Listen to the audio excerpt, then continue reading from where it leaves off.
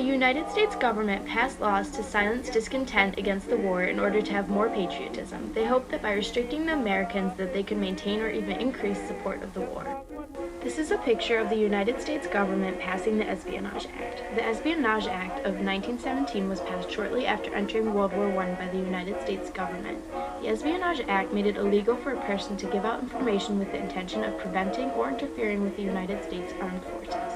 This act also made it illegal for a person to do anything that promotes the success of the opponent. These actions were punishable by death or imprisonment for up to 30 years. Other actions made illegal by this act include the action of conveying false reports or statements with the intention of interfering with the success of the United States military or naval forces. Willfully obstructing the recruiting or enlistment of service of the United States was also considered a violation to the Espionage Act. These violations were punishable by 20 years in prison and a $10,000 fine.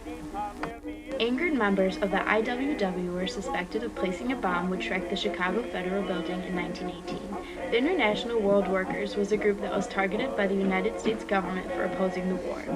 States that had large numbers of members of the IWW had significantly more people being prosecuted for disobeying the Espionage Act. An example of this is the state of North Dakota, which has a small population, of which 103 people were prosecuted for disobeying the Espionage Act, while the state of Massachusetts, which has a population that is more noteworthy than that of North Dakota, only had 5 prosecutions. The Espionage Act censored newspapers to such a great extent that they could not voice their opinions about the war.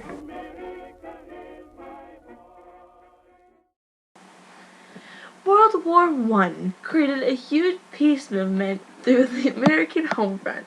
The peace movement consisted of mainly male, business, and professional elites that was supported by middle-class professionals.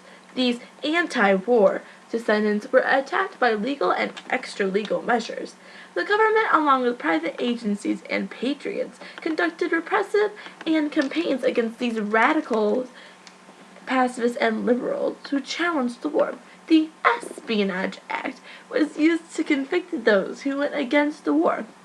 Although the anti-war activists did not have an effect on the length of the war, they did, however, have a significant impact on American society. According to many historians, civil rights were greatly violated during World War I.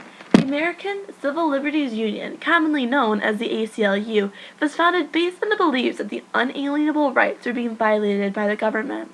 Many other groups were created to help preserve civil rights, such as the American Union Against Militarism, AUAM, which was the largest group that opposed the First World War. 2 groups that were suspected and targeted against that opposed the war were the International Bible Students Association and Workers of the World, IWW. The IWW was raided against in September of 1917, resulting in 169 arrests, and they were contended that they were obstructionists against the war. The Civil Liberties Committee was created in July of 1917 to create distance between the AUAM and the work in defense of dissent. This then led to the creation of the National Civil Liberties Bureau, NCLB, by Eastman and Baldwin. Their publications expressing their opposition to the war were barred from the mail, such as Baldwin's The Truth About the International Works of the World.